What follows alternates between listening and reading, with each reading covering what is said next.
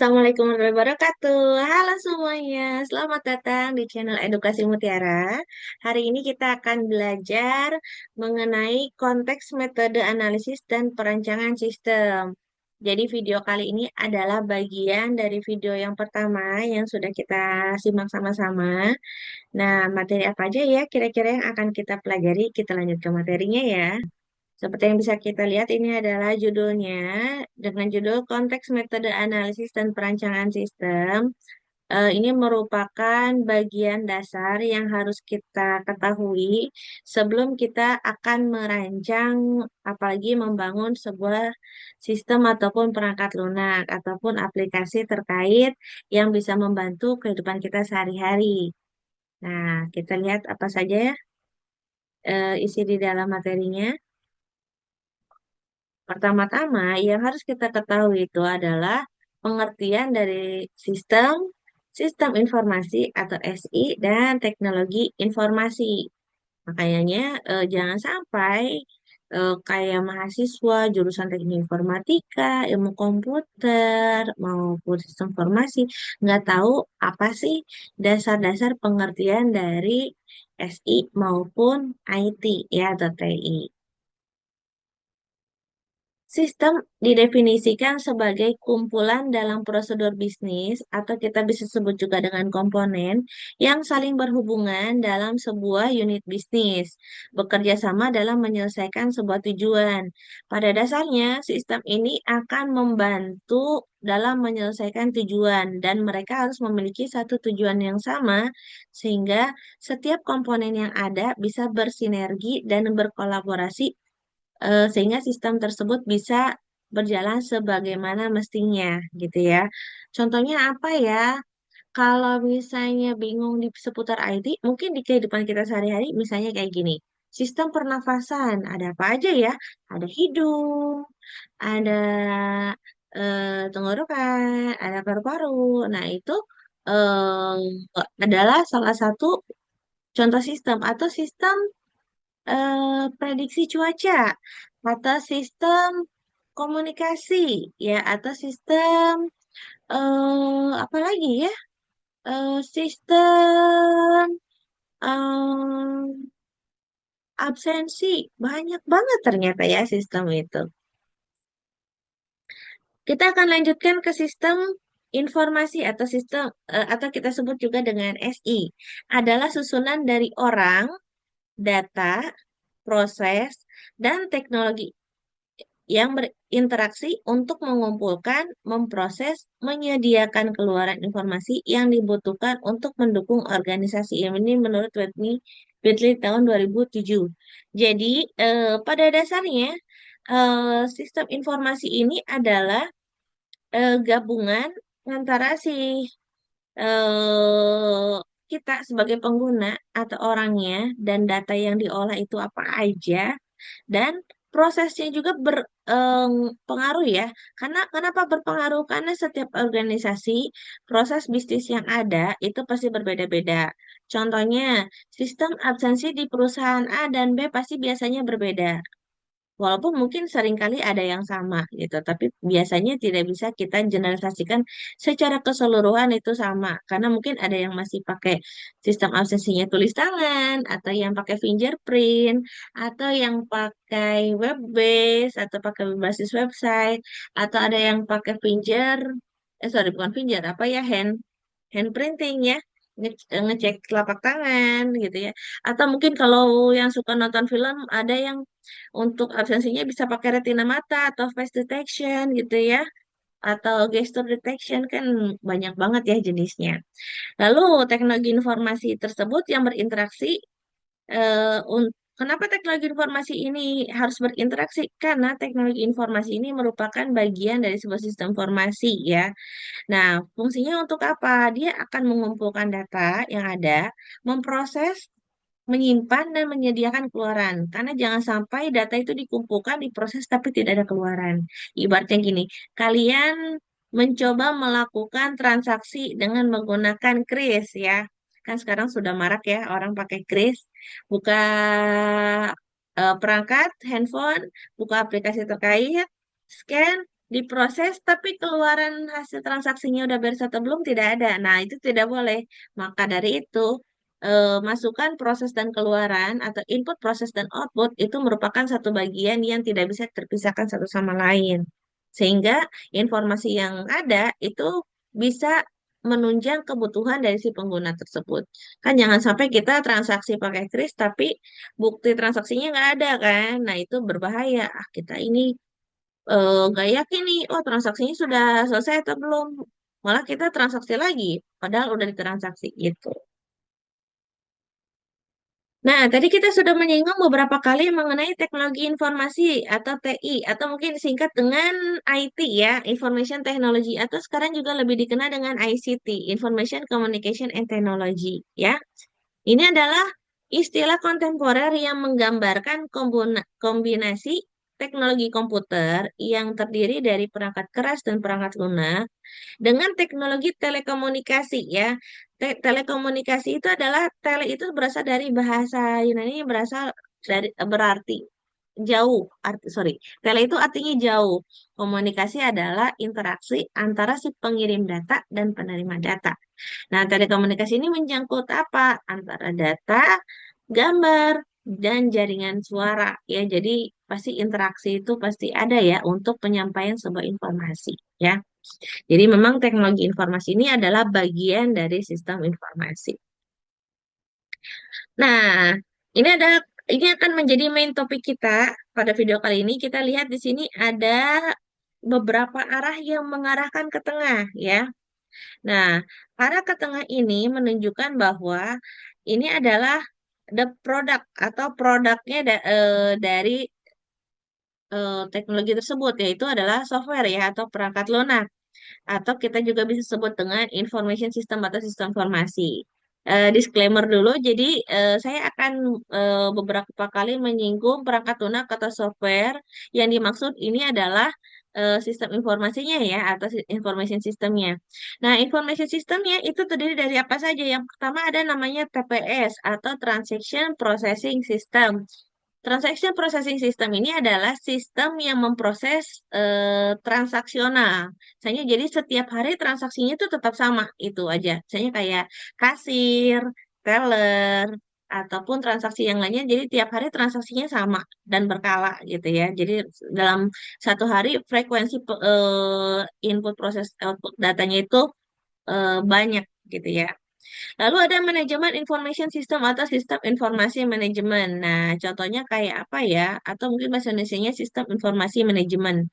Contohnya kayak SIMAK ya, sistem informasi manajemen akademik. Atau juga sering kali disebut dengan SIAK ya, sistem informasi akademik gitu ya.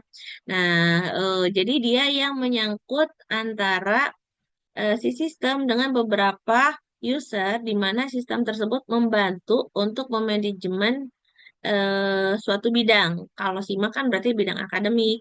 Atau kalau di Purwakarta kemarin saya lihat ada namanya Simping. Simping itu digunakan untuk di kejaksaan singkatannya itu dari Sistem Informasi Manajemen Sistem Informasi Manajemen Pelaporan Indikasi Korupsi. Jadi Simpingnya itu SIMPINK ya. Sistem Informasi Pelaporan Indikasi Korupsi. Tapi cemiwiw ya, koreksi if I'm wrong ya. Tapi kurang lebihnya itu ya. Pokoknya yang kalau awalnya SIM itu berarti dia masuk ke MIS atau Manajemen Information System. Selanjutnya adalah Decision Support System. Jadi sistem ini berfungsi untuk mendukung sebuah keputusan. Maksudnya gimana? Jadi sistem ini akan memberikan beberapa rekomendasi di mana rekomendasi ini bisa digunakan untuk si pengguna atau si user dalam mengambil sebuah keputusan. Lanjut di sini ada Executive Information System. Nah, Executive Information System ini adalah sistem yang digunakan untuk tingkat level manajerial tertinggi seperti direksi ya. Nah, eh, untuk mengambil sebuah kebijakan di mana data tersebut sudah diolah sehingga final datanya sudah ada dan kira-kira eh, pihak eksekutif ini akan mengambil langkah apa ke depannya. Nah, ini merupakan juga setingkat lebih tinggi dari decision support system ya, sistem pendukung keputusan, karena ini sudah sampai ke titik akhirnya, hasil akhirnya seperti apa. Biasanya digunakan untuk para eksekutif atau di manajemen yang tingkat atas. Manajemen tingkat atas itu maksudnya gimana ya? Nah, kita akan bahas sedikit seputar manajemen. Jadi dalam sebuah organisasi atau perusahaan ataupun organisasi yang lainnya, itu biasanya ada tiga level. Yang pertama ada low management. Low management ini biasanya di bagian kayak staff ya, pokoknya dia atau operator yang input data, yang biasanya transaksional, masuk ke transaction processing system. Lalu ada di manajemen information, sorry, di middle management ya. Dia di level menengah, biasanya di tingkat manajerial. Biasanya dia yang mengelola bagian data yang diambil dari low management, dia olah lagi gitu ya. Sebelum akhirnya diserahkan ke bagian top management atau di bagian executive information system, datanya tersebut yang mengalir dari sana. Selanjutnya di sini ada expert system. Expert system itu adalah sistem pakar. Sistem pakar itu apa? Jadi sistem pakar adalah sistem yang diambil dari kepakaran bidang tertentu. Misalnya, kita bikin sistem pakar analisis kerusakan motor. Nah, misalnya berarti kita ngambil datanya itu dari montir gitu ya. Montir tersebut misalnya, oh ini kalau tapi tolong dikoreksi ya, karena saya juga tidak begitu paham di bidang otomotif. Misalnya nih, aduh kenapa ya motor saya itu susah banget untuk di starter gitu ya. Oh, ternyata terus ditanya lagi, udah berapa lama rusaknya? Udah diisi bensin belum gitu? Atau misalnya, apakah mungkin bagian apanya nih gitu ya? Mungkin bagian busi barangkali ya. Mohon maaf saya takut salah ya. Jadi biasanya kepakaran montirnya itu dituangkan dalam sebuah sistem sehingga sistem tersebut bisa mewakili kepakaran tertentu. Contoh lainnya misalnya kayak gini. Halo dokter ya. Sebelum kita bisa komunikasi langsung dengan dokter, biasanya suka ada sesi pertanyaan dulu ya. Misalnya kalau, aduh saya mau perawatan kulit nih lagi jerawatan misalnya. Atau saya suka tiba-tiba suka sakit mah kenapa ya gitu. Padahal makanya nggak telat. Biasanya suka ada sesi tanya jawab dulu. Sebelum nanti ditanya apakah mau dilanjutkan ke sesi tanya jawab dengan dokter terkait atau tidak. Tapi biasanya sama dokter terkait itu bayar dulu ya. Kalau yang sesi tanya jawab itu biasanya gratis ya. Selanjutnya, communication and collaboration system. Nah, sistem ini biasanya digunakan untuk media komunikasi dan kolaborasi antar divisi. Contohnya aplikasi monday.com atau Travelo. Nah, maksudnya itu apa? Biasanya sistem tersebut itu dia bisa memberikan gambaran sejauh mana proyek tersebut sudah jalan. Dan kita bisa memberikan keterangan apa proses itu baru dimulai, ongoing atau sedang berjalan, ataupun sudah selesai dan gitu ya. Jadi kelihatan tuh seperti apa progresnya gitu ya. Nah, mungkin ada yang pernah pakai monday.com atau Travelo atau aplikasi sejenisnya, itu masuknya ke communication and collaboration system. Dan yang terakhir itu ada Office Automation System. Sistem ini adalah sistem yang mendukung otomatisasi proses administrasi perkantoran. Contohnya seperti apa? Misalnya kayak gini, Windows Office, ya itu juga bisa. Atau sekarang juga banyak ya kayak WPS gitu ya, atau sistem yang lainnya, dia intinya mendukung proses perkantoran, administrasi perkantoran gitu ya. Oke, itu adalah jenis-jenis dari informasi sistem atau sistem informasi. Kita lanjutkan di bagian atas, di sini ada the business, sorry, ya, oh kelewat. Eh, sorry ya. Di sini ada the business driver. The business driver itu dia adalah yang mengendalikan bidang bisnisnya, ya. Dan di bawah ada the technology driver. Dia adalah yang mengendalikan bidang teknologinya.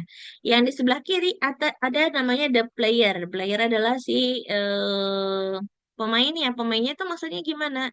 Pemain dalam sebuah sistem informasi ini kita sebut dengan sistem analis dan project manager, karena pada dasarnya pada mata kuliah ini kalian diarahkan atau diajari mengenai cara untuk menjadi seorang sistem analis dan project manager. Jadi kalian yang mengendalikan sebuah projectnya, ya.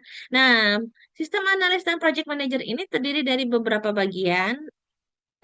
Kita bisa lihat di sini ada 4. Ada namanya sistem owner, ada sistem user, ada sistem designer, dan sistem builder.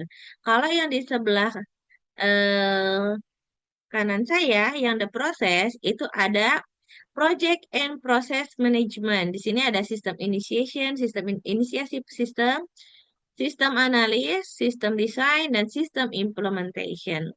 Sebelum kita lanjut ke sini, kita akan bahas dulu mengenai ERP, ya. ERP itu apa? Ini adalah Enterprise Resource Planning. Nah, Enterprise Resource Planning ini kalau dilihat adalah sebuah sistem yang mencakup beberapa bidang dalam sebuah organisasi, ya. Kita lihat di sini ada SCM atau Supply Chain Management, ada MRP, Manufacturing Research Planning, ada POS atau Point of Sale. Ini masuknya seperti Transaction Processing System, ya. Ada HRM atau Human Resource Management, biasanya di bagian personalia. CRM atau CRM atau Customer Relationship Management, biasanya di Customer Service, Call Center, dan lain-lain.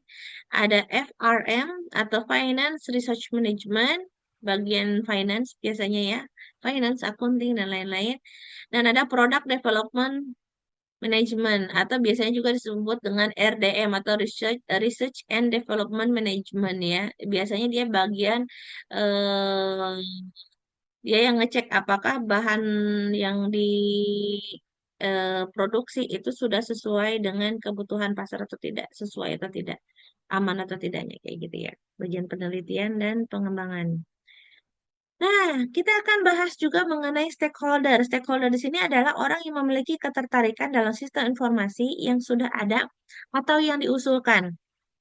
Stakeholder dapat berupa para pekerja teknik ataupun non-teknik. Mereka mungkin menyertakan pekerja internal maupun eksternal, ya. Nah, stakeholder yang dimaksud adalah the player yang tadi, yang 4. Ada sistem owner, user, builder, dan designer. Kita akan bahas dulu yang pertama adalah sistem owner. Sistem owner adalah sponsor sistem informasi dan penasehat eksekutif. Biasanya bertanggung jawab untuk pendanaan proyek, pengembangan, pengoperasian, dan pengelolaan sistem operasi. Secara garis besarnya, sistem owner adalah pemilik si sistemnya. Dan sistem owner itu bisa saja dia yang paham bidang IT, bisa pun yang tidak. Intinya dia pemiliknya, ya. Lalu di sini ada sistem user atau customer atau pelanggannya atau yang memang dia yang pakainya. Yang akan menggunakan atau dipengaruhi oleh sistem informasi secara teratur, pengambilan data, validasi, pemasukan, penyediaan, menyimpan dan menukar data dan informasi, ya. Nah, user sendiri itu ada 2 jenis. Yang pertama ada yang bagian internal dan eksternal. Kalau yang internal itu ada yang clerical and service worker atau pekerja administrasi dan layanan. Lalu technical and professional staff, staff teknis dan profesional. Biasanya kan kalau di bidang tertentu dia ada staff yang khusus di bidangnya, ya. Lalu ada supervisor, middle manager, dan executive manager. Ini seperti supervisor, manajer menengah, dan manajer eksekutif. Selanjutnya di eksternal sistem user, yang pertama ada customer atau konsumen, supplier atau pemasok, partner atau rekan kerja, dan employees atau karyawan. Di sini bisa remote user atau mobile user. Remote user itu adalah dia user yang yang bekerja secara remote, ya. Jadi dia kerjanya di mana aja, tapi dia kerjanya nggak di tempat gitu. Kalau mobile user dia dia standby-nya biasanya nggak di kantor, dia kemana-mana gitu, jalan gitu mana. Tapi dia tetap menggunakan sistemnya, kayak sales, kayak gitu, ya. Lalu ada sistem desainer adalah spesialis teknik yang menerjemahkan kebutuhan bisnis pengguna dan batasan-batasan ke dalam solusi teknik. Ia merancang basis data komputer, masukan, keluaran, layar, jaringan, dan perangkat lunak yang memenuhi kebutuhan pengguna. seperti apa aja. Dia yang mendesain bagaimana database itu bekerja, jaringannya seperti apa, webnya akan seperti apa, grafisnya akan seperti apa, keamanannya kira-kira akan seperti apa, dan teknologi spesialis yang dirancang itu seperti apa. Ini salah satu bagiannya ya, kayak database administrator, network arsitek, web arsitek, grafis artis, security expert, dan teknologi spesialis. Dan yang terakhir adalah sistem builder. Sistem builder adalah spesialis teknik yang membangun sistem informasi dan komponen-komponen didasarkan pada spesifikasi perancangan yang dibuat oleh perancang sistem. Jadi dia adalah yang bikin sistemnya sebenarnya ya. Nah, kalau secara detail, ini bisa saja dipecah menjadi beberapa bagian yang ada di bawah ini ya. Ada application programmer, ada sistem programmer, ada database programmer, ada network administrator, security administrator, webmaster, dan software integrator. Tapi Ibu gimana ya kalau misalnya dalam sebuah perusahaan IT-nya cuma satu orang? Berarti dia bertugas untuk mengakomodir seluruh bagian yang ada di sini. Berat banget ya, memang berat. Tapi biasanya kalau perusahaan yang dalam skala besar atau apalagi kalau perusahaan yang bergerak eh, cakupannya sudah multinasional, biasanya setiap bagian itu dia punya subbagiannya, sehingga satu subbagian itu terdiri dari beberapa tim, sehingga pekerjaannya itu bisa lebih spesifik karena memang sistemnya sudah sangat besar dan harus berbagi dengan tim yang lain. Nah, kita akan bahas di sistem analis ya. Sistem analis ini adalah orang yang mengakomodir empat bagian tersebut ya. Jadi dia yang mengkoordinasikan empat sistem tersebut, sistem owner, user, builder, dan designer. Nah, sistem analis adalah spesialis yang mempelajari masalah dan memerlukan organisasi untuk menentukan bagaimana orang, data, proses, dan teknologi informasi dapat melakukan penyempurnaan terbaik untuk bisnis. Ya, jadi dia yang mengakomodir seluruhnya.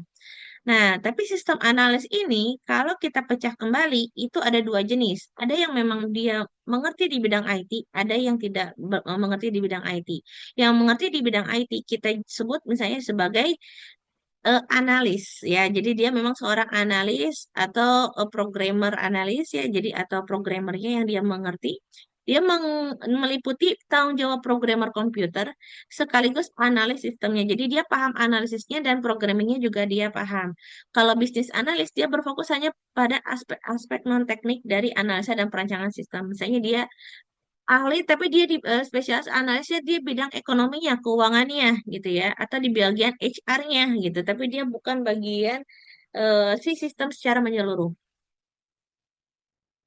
Oke, kita lanjutkan ke materi selanjutnya, yaitu beberapa skill yang dibutuhkan atau kemampuan yang dibutuhkan untuk kita menjadi seorang sistem analis. Karena yang seperti saya sampaikan kembali saat di kelas, diharapkan kalian lulus dari program studi teknik informatika ini itu tidak hanya sebatas ahli di bidang programming, tapi juga bisa menguasai kemampuan sebagai seorang sistem analis.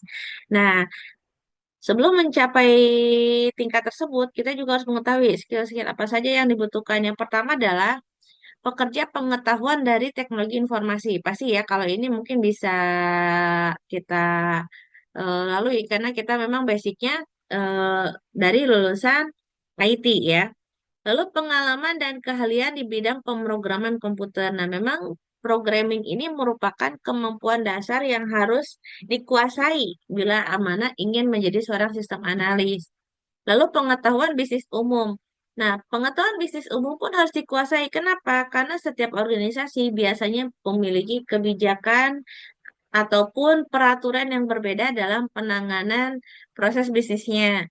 Baik itu proses bisnis dalam menciptakan sebuah produk ataupun yang bergerak di bidang jasa dan layanan ya. Lalu keahlian memecahkan persoalan umum. Nah, kemampuan problem skill yang kalian miliki itu penting banget ya. Kenapa? Jadi jangan sampai kita hanya menyelesaikan sebuah masalah berdasarkan pemahaman sebatas yang dimiliki, tapi kita juga harus lebih explore lagi nih.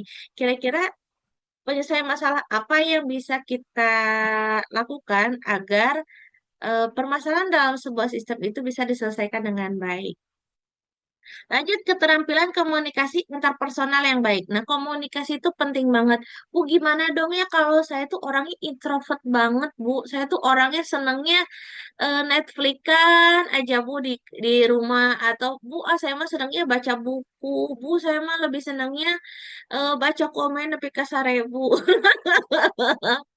Atau Bu, saya mah lebih senang menyendiri gitu.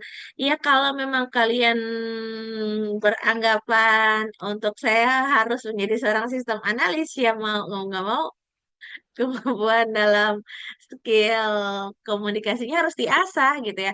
Contohnya kayak gini, misalnya kalian jalan ke sebuah tempat ya. Duh, kalian nyasar nih ya. Nyasar. Nah, jangan mengandalkan teman untuk bertanya. Nah, itu adalah salah satu mengasah nih. Coba tanyain ke warga sekitar. Pak, alamatnya benar gak ya di sini? Itu juga komunikasi interpersonal hal yang sederhana ya. Nah, itu harus diasah gitu. Jadi jangan sampai hanya kita ya udah sebatas kita bisa mengerti diri sendiri tapi interpersonalnya pun harus bisa karena seorang sistem analis itu akan berkoordinasi dengan berbagai bagian atau berbagai bidang ya. Selanjutnya, keterampilan hubungan interpersonal yang baik. Jadi jangan hanya terampil dalam ngomong, tapi untuk memelihara hubungan dengan baik juga itu penting. Selanjutnya, fleksibilitas dan kemampuan beradaptasi. Mau nggak mau, suka nggak suka, kita harus bisa beradaptasi dengan lingkungan. Bu, tapi kalau lingkungannya toksik gimana? Nah, kembali lagi ke kalian ya. Bila mana misalnya kalian nilai bahwa tempat yang memang gak sehat, baiknya walkout ya. Tapi kalau memang sekiranya bisa kalian handle, handle lah sebaik mungkin gitu ya. Lalu karakter dan etika. Nah, memang saya juga tidak bisa menjudge semua, apalagi sekarang kan karena sekarang tahun 2025 dari tahun lalu juga banyak banget dibahas mengenai Gen Z ya. Oh, etikanya kurang, karakternya berantakan. Gimana menjadi seorang sistem analis kalau walaupun pintar tapi karakter etikanya nggak bagus. Kita bisa mengambil apa ya? Kita bisa petik yang baiknya dan hapus yang jeleknya gitu ya. Jadi berbijaklah dalam mengambil sebuah keputusan yang akan kita lakukan ya. Makanya karakter dan etika itu wajib ada gitu. Bukan serta-merta, ah Bu, itu mah kayak takut sama atasan, bukan gitu ya. Tapi memang karena kita bergeraknya itu di dunia yang berkolaborasi dengan berbagai bagian, nah itu kita harus bisa menjaga etika, karakter kita seperti apa, supaya klien-klien kita ke depannya itu bisa trust atau percaya sama kita dan bisa mengatasi kebutuhan yang dia ambil gitu. Sorry, mengatasi kebutuhan yang dia butuhkan dan menghargai dan menyetujui keputusan yang kita ambil sehingga sistem yang dibangun juga bisa maksimal gitu ya. Nah, sistem analis itu tadi kan saya sebut bahwa dia itu sebagai koordinator atau yang mengkoordinasikan berbagai bidang ya atau berbagai bagian. Karena memang secara garis besar seorang sistem analis itu adalah seorang fasilitator atau dia yang memfasilitasi eh apa ya, dia yang memfasilitasi berbagai bagian sehingga si sistem tersebut atau perangkat lunak tersebut bisa jadi. Komunikasinya dengan siapa saja, Bu. Nah, betul sekali. Sebagai seorang fasilitator, komunikasi itu memang bagian yang sangat penting. Komunikasi dengan bagian apa saja? Pertama, komunikasi dengan satu user dengan user yang lainnya. Misalnya, Bu, usernya ada banyak ya. Mau nggak mau kita juga harus bisa komunikasi.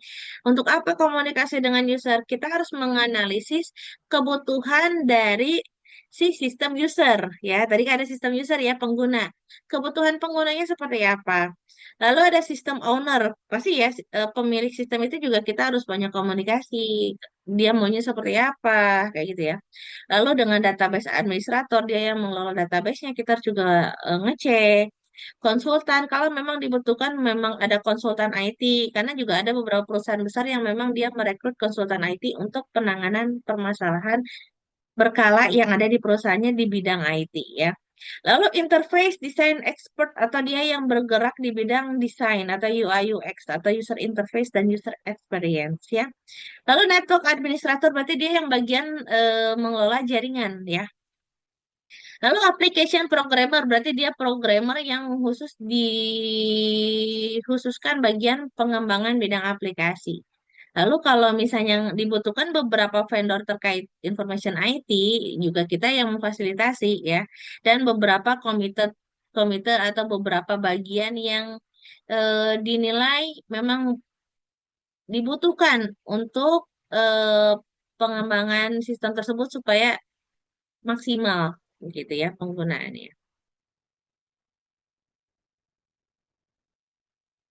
Nah, kita juga harus melihat nih, apa sih perbedaan analis dan desain sistem ya? Nah, Bu, kira-kira sama atau berbeda ya?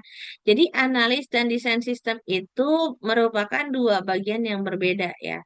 Nah, kalau analis sistem, kita akan mempelajari sistem yang saat ini dan masalahnya apa gitu ya. Jadi, kita menganalisis masalah gitu ya, mendefinisikan kebutuhan bisnis dan mengevaluasi alternatif solusi. Misalnya, oh kira-kira solusi yang terbaik itu harus A atau solusi terbaik itu harus B gitu ya. Kalau desain sistem, dia hanya menentukan atau merancang secara umum detail mengenai solusi berbasis komputer dan sistem yang baru. Jadi, setelah kita menganalisis sebagai seorang sebagai seorang analis sistem, kita akan juga kolaborasi dengan desain sistemnya. Kira-kira dengan analisis yang dilakukan, desain sistem seperti apa yang kompatibel atau sesuai dengan sistem yang akan diusulkan atau sistem baru yang akan digarap gitu.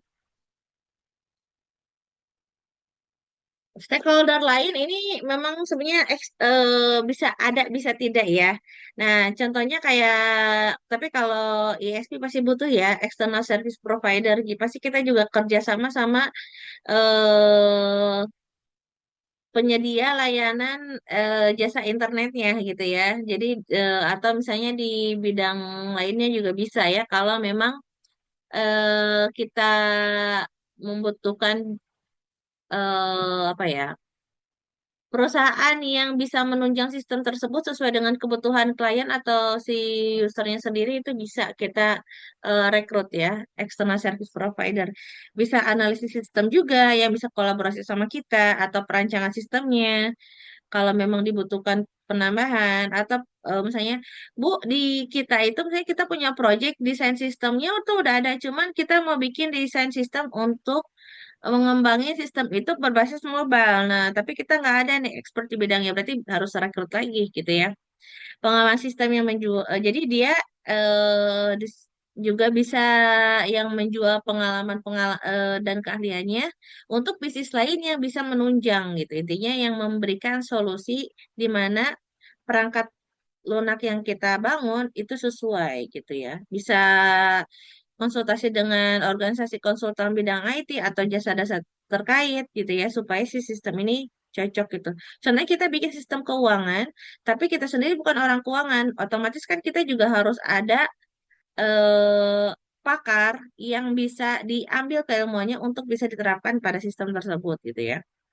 Lalu, project manager. Nah, project manager adalah profesional berpengalaman yang menerima tanggung jawab untuk perencanaan, pemantauan, dan pengendalian proyek dengan memperhatikan jadwal, anggaran, hasil pekerjaan, pemuasan pelanggan, standar teknik, dan kualitas sistem. Ini kalau memang misalnya kalian mau coba apa ya? Merekrut project manager ya. Kecuali kalau memang sistem analisnya itu dia juga sudah bertindak sebagai project manager. Maka kalau seperti itu ya tidak usah ditambahkan ya. Nah, kita akan membahas mengenai building block atau blok-blok yang mengisi bagian tersebut nih. Yang kotak-kotak ini kita bisa lihat. Saya tandai ya. Sorry.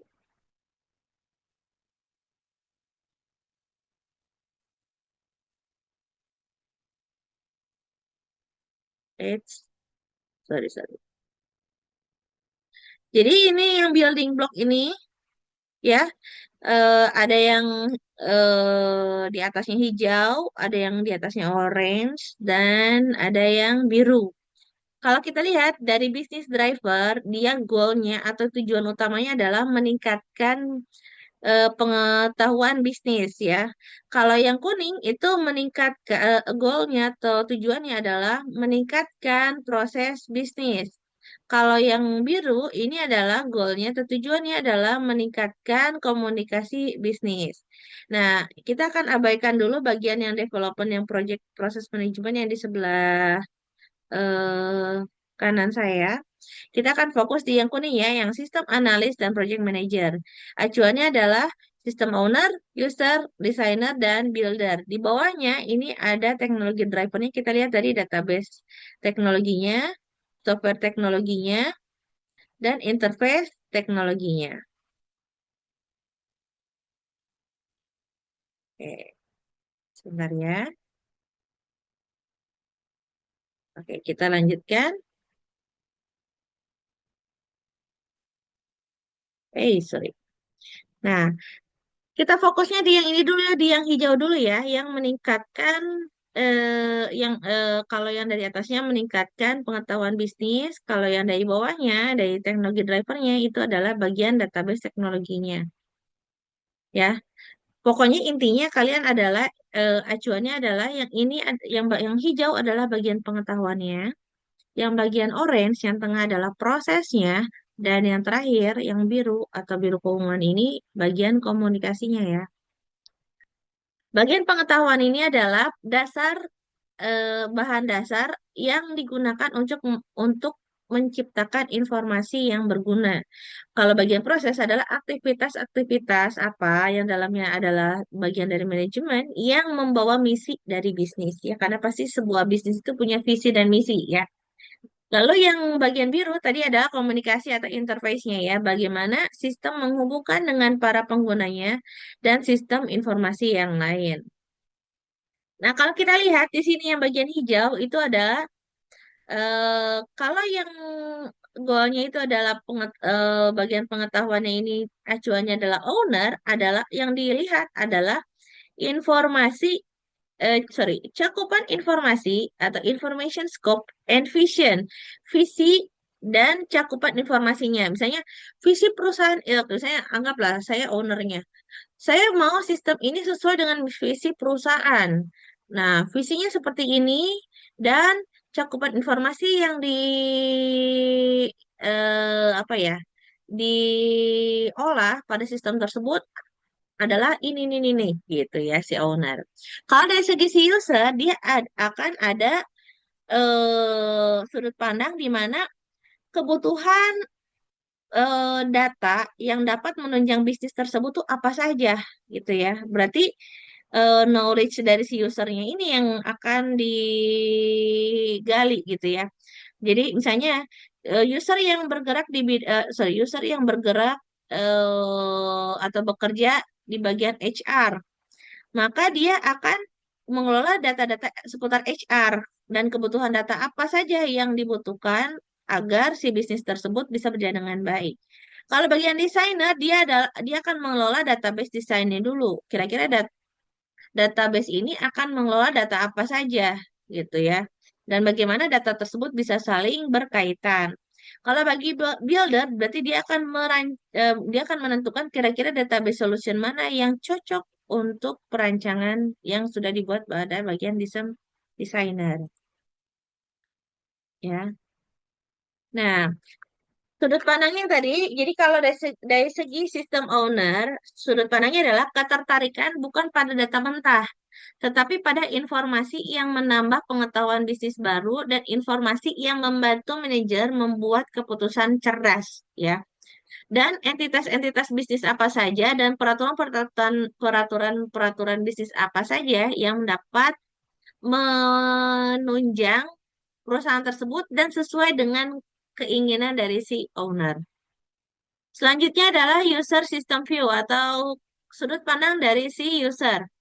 Dia akan melihat data sebagai sesuatu yang dicatat di atas formulir, disimpan dalam lemari, arsip, dicatat di dalam buku atau binder, diatur dalam spreadsheet, atau disimpan di dalam arsip komputer atau database. Jadi dia hanya melihat ya udah data data yang ada dia olah gitu.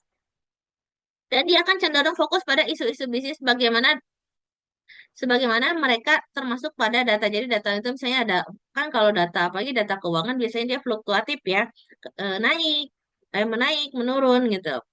Lalu kebutuhan data atau gambaran data pengguna dalam kaitan dengan entitas, atribut, hubungan, dan peraturan independensi teknologi data.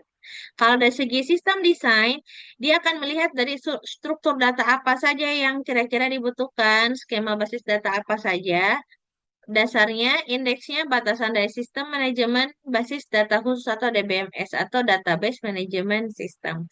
Kalau dari segi builder, dia akan melihat contohnya database solution yang dibutuhkan apa, misalnya atau SQL, Oracle, Postgre, atau DBMS teknologi data yang lain yang sesuai dengan sistem yang diinginkan. Kita akan lanjut ke bagian yang kuning. Ini adalah bagian meningkatkan proses bisnisnya ya. Di sini kalau dari segi owner, kita lihat masih di functional scope and vision, visi dan cakupan fungsinya, cakupan fungsionalnya. Kalau sistem user masih sama requirement, tapi dia lebih ke prosesnya. Permintaan dari proses bisnisnya. Lalu sistem desainer dia akan mendesain proses bisnisnya serta mendesain software mana saja yang sesuai dengan proses bisnis yang akan dikelola. Kalau sistem builder dia akan memilih eh, paket software komersial apa saja yang dibutuhkan dengan atau menambahkan atau memilih custom build application program atau membuat aplikasi yang dapat dikustomisasi atau disesuaikan dengan kebutuhan si user. Atau kalau saya mau beli sepaket penuh, sistem itu kan biasanya sudah ada yang full atau hanya di customize gitu ya. Oke, kita akan lihat dari sudut pandang dari proses. Kalau dari segi owner, dia berkaitan dengan proses tingkat tinggi yang disebut dengan fungsi bisnis ya. Jadi bukan lagi proses bisnis tapi fungsi bisnisnya. Fungsi bisnis ini adalah sekelompok proses terkait yang mendukung bisnis. Fungsi-fungsi dapat diuraikan ke dalam subfungsi-subfungsi lainnya dan pada akhirnya menjadi proses yang melakukan tugas-tugas tertentu. Nah, adapun bagian lain yang penting yaitu lintas fungsional sistem informasi merupakan sebuah sistem yang mendukung proses bisnis relevan dari beberapa fungsi bisnis tanpa memandang batasan-batasan organisasi tradisional seperti divisi, departemen, pusat, dan kantor. Jadi dia sudut pandangnya "Oh, pokoknya data ini ke sini sini sini sini sini nggak dilihat oh ini divisi apa dulu gitu. Pokoknya prosesnya harus kayak gini ya gitu. Kalau dari segi user, dia akan berkaitan dengan pekerjaan yang harus dilakukan untuk memberikan respon yang tepat untuk kegiatan bisnis ini seperti apa. Hal ini menyangkut beberapa bagian, contohnya seperti proses bisnisnya. Proses bisnis ini adalah aktivitas yang merespon pada kegiatan bisnisnya. Persyaratan prosesnya seperti apa? Karena setiap proses itu ada yang harus melalui proses tertentu dulu, atau mungkin dia bisa bergerak sendiri, atau bisa jadi proses tersebut diciptakan oleh proses yang lain. Misalnya anggapannya gini, proses absensi, maka ada proses eh, pembuatan laporan absensi. Berarti kan proses pembuatan laporan absensi itu muncul setelah proses absensi di input, gitu ya. Jadi proses yang muncul setelah proses yang lain, gitu. Nah, prosedur pasti ada beberapa prosedur ya, ada tahapan-tahapan yang harus dilalui oleh setiap eh, proses data gitu ya. Jadi biasanya oh datanya ke sini dulu, ke sini dulu, ke sini dulu, ke sini dulu. Jadi jangan sampai melanggar prosedur yang ada. Dan alur kerja adalah arus transaksi melalui proses bisnis yang memastikan pemeriksaan yang tepat dan persetujuan yang diimplementasikan. Alurnya seperti apa gitu ya. Dari segi desainer, dia akan berkaitan dengan proses-proses mana yang otomatis dan bagaimana mengotomatisasikannya. Misalnya ada proses yang memang sudah otomatis, ya berarti tinggal dilanjutkan. Tapi kalau proses yang belum otomatis, berarti akan berusaha nih bagaimana supaya proses yang manual ini bisa dialihkan menjadi proses terotomatisasi. Lalu terkendala oleh keterbatasan teknologi pengembangan aplikasi yang digunakan karena memang kalau proses itu dia hanya melihatnya hanya prosesnya saja tanpa melihat dari segi aplikasi atau teknologi apa yang digunakan. Dan dia kan tapi dia juga harus memahami spesifikasi perangkat lunak apa saja yang dibutuhkan supaya sistem yang dibangun itu bisa sesuai gitu ya. Walaupun memang si sistem desainer ini biasanya hanya sebatas dia paham dari alurnya saja dan dia tidak begitu mahir di bidang programming, tapi dia harus menguasai spesifikasi perangkat lunak apa saja yang dinilai kompatibel untuk pengembangan sistem informasi tersebut. Kalau dari segi sistem builder, itu berkaitan dengan logika pemrograman yang mengimplementasikan proses otomatis. Karena pada dasarnya perangkat lunak ini harus bisa membantu si user dalam mengotomatisasi sebuah proses. Jadi jangan sampai proses yang manual tetap manual gitu ya. Nah, di sini ada dua jenis yang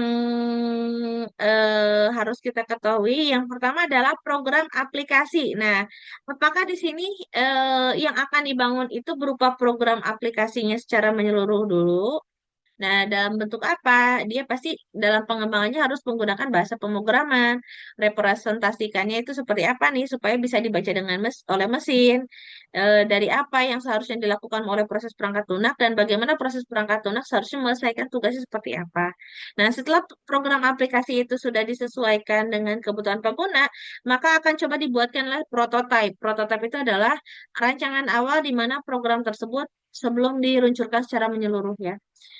Nah, prototipe ini adalah suatu teknik untuk membangun fungsi yang secara cepat, tetapi modelnya tidak lengkap. Jadi hanya gambaran kasarnya saja gitu ya. Jadi tapi fungsi intinya biasanya sudah dicantumkan. Gambarnya tidak lengkap dari sistem informasi dengan menggunakan alat pengembangan aplikasi yang cepat. Kita terakhir adalah sudut pandangnya dari sisi pengembangan komunikasi bisnisnya. Kalau dari segi owner yang dicakup itu masih communication scope and vision karena pada dasarnya owner itu akan berharap bahwa sistem tersebut harus sesuai dengan visi misi perusahaannya gitu. Jadi jangan sampai sistem itu malah merubah proses yang seharusnya gitu. Jadi visi misinya harus sesuai gitu. Kalau dari segi user dia adalah orang yang akan memperhatikan permintaan interface bisnisnya akan seperti apa nih ya. Misalnya, oh berarti kalau datanya seperti ini harusnya seperti ini, kalau ini kayak gini gitu loh. Kalau desainer dia akan merancang interface yang sesuai seperti apa, dia akan mengelola UI UX-nya gitu ya. Lalu dari segi builder adalah interface solution, berarti dia akan mengembangkan dari sistem yang dibangun dengan database yang dibangun juga supaya relate ya atau berhubungan. Jadi jangan sampai sebuah sistem informasi atau perangkat lunak itu tidak memiliki database. Buat apa ada sebuah perangkat lunak tanpa database? Bingung gitu ya, karena nanti untuk pengolahan data lebih lanjutnya berarti harus cari manual lagi kalau nggak ada database ya. Kalau dari segi sudut pandang si owner, dia akan berkaitan dengan lingkup komunikasi dari suatu informasi. Jadi bagaimana komunikasi antar data itu bisa sesuai usernya. Jadi jangan sampai si owner ingin data keuangannya itu ya aja cakupannya keuangan aja, jangan sampai tersebar ke bagian yang lain. Jadi cakupan datanya itu juga harus sesuai, harus scope datanya harus betul. Siapa saja yang akan berinteraksi dengan sistem? Tadi yang disampaikan bahwa jangan sampai data itu bisa diakses oleh bukan bagiannya, gitu ya. Contohnya, data sebuah perusahaan itu malah bocor ke semua karyawan. Pasti akan ada saling sikut menyikut yang tinggi karena oh kok si ini gajinya lebih gede dari saya sih gitu. Jadi harus sesuai dengan kebutuhan. Lalu di mana unit-unit bisnis karyawan pelanggan dan rekan ini berada. Jadi juga harus tahu nih di mana tempatnya pekerja tersebut saling berinteraksi. Dan apakah sistem informasi lainnya yang mana yang harus berinteraksi? Jadi ada juga beberapa data yang nggak ada interaksi gitu ya. Contohnya apa? Misalnya eh, sistem gudang. Misalnya dia kan hanya nginput loading data. dan uploading data ya. Jadi penyimpanan dan pengambilan data aja gitu ya. Nah, biasanya itu komunikasinya cuma satu arah, cuma nyimpan data aja gitu. Tapi paling kalau dari si atasannya hanya review aja datanya, oh so kemana aja. Kalau dari segi sistem user itu berkaitan dengan input dan output sistem informasinya. Oh, saya pengen data yang diinput ini, outputnya seperti ini gitu. Kalau dari segi desain, dia akan berkaitan dengan perancangan teknis dari antarmuka komunikasi baik pengguna dan dari sistem ke sistem. Nah, hal apa saja yang diperhatikan dari sistem desainer? Yang pertama adalah spesifikasi antarmuka. Berarti spesifikasi antarmuka apa nih yang memang bisa mendokumentasikan data yang diolah pada sebuah perusahaan atau organisasi tersebut bisa berinteraksi dengan sistem yang lain atau misalnya sistem tersebut harus menggunakan teknologi API. API itu Application Programming Interface. Jadi satu sistem berinteraksi dengan sistem yang lain.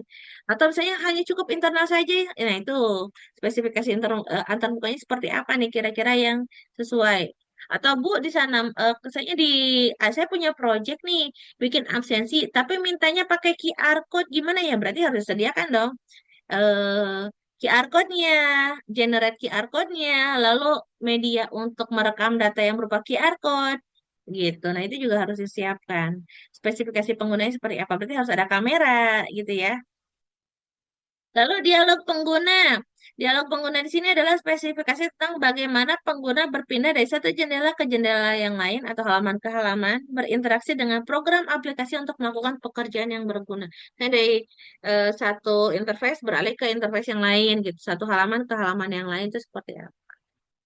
Kan ada juga beberapa halaman yang kita harus klik dulu baru lanjut next halaman atau bisa juga yang otomatis buat apa muncul. Kayak saya kita transaksi di m-banking. Transaksi berhasil. Kita kan nggak usah next muncul transaksi berhasil ya muncul langsung beralih ke yang lain atau misalnya kayak gini. Contoh yang lain, misalnya kalian ngedit di aplikasi CapCut. Kalau misalnya nggak mau ada watermarknya kan biasanya otomatis ke TikTok ya. Nah, itu suka langsung ke TikTok. Lalu si TikTok biasanya suka ngasih tahu nih, apakah mau lanjut di TikTok atau mau kembali ke CapCut. Nah, itu juga kan berarti dialog pengguna juga salah satu juga masuk ya. Oke, kita lanjut. Gimana kita akan lanjut ke melihat dari segi komunikasi bagian si sistem buildernya.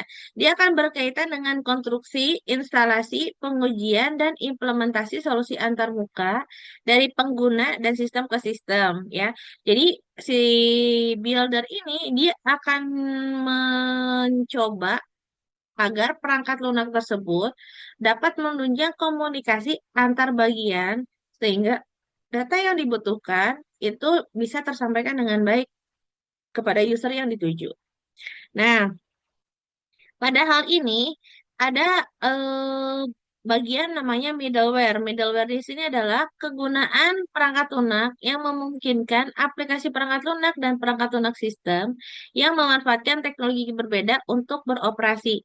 Bila dinilai si sistem tersebut membutuhkan sebuah perangkat tambahan yang dapat menunjang sistem tersebut, maka ditambahkan di middleware-nya supaya misalnya apakah si sistem tersebut otomatis dapat men-scan apa ya?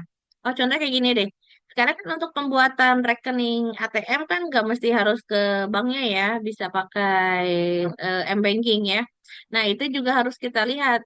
Berarti kalau kita perhatikan kembali saat perekaman data, itu mereka juga sudah menggunakan fasilitas di mana dia bisa scan muka. Misalnya lihat ke depan, lihat ke kiri, ke kanan, mengedipkan mata, membuka mulut. Nah, itu juga kan pasti ada software tambahan yang digunakan untuk menunjang perekaman data pembuatan rekening tersebut.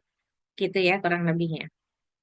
Nah, materi hari ini cukup sampai di sini. Bila mana ada yang ingin tanyakan, boleh ditanyakan di kolom komentar atau misalnya ada yang mau didiskusikan, boleh langsung email ke saya mutiara@wasukencana.ac.id. Mudah-mudahan materi yang hari ini disampaikan bisa dimengerti dengan baik. Saya tutup. Terima kasih sudah mengunjungi channel ini. Like jika suka, ya. Dan saya tutup. Kalau mau di-subscribe juga boleh ya. Saya paling sampai jumpa di video-video selanjutnya. Sampai jumpa lagi. Harus terus belajar dan salam edukasi.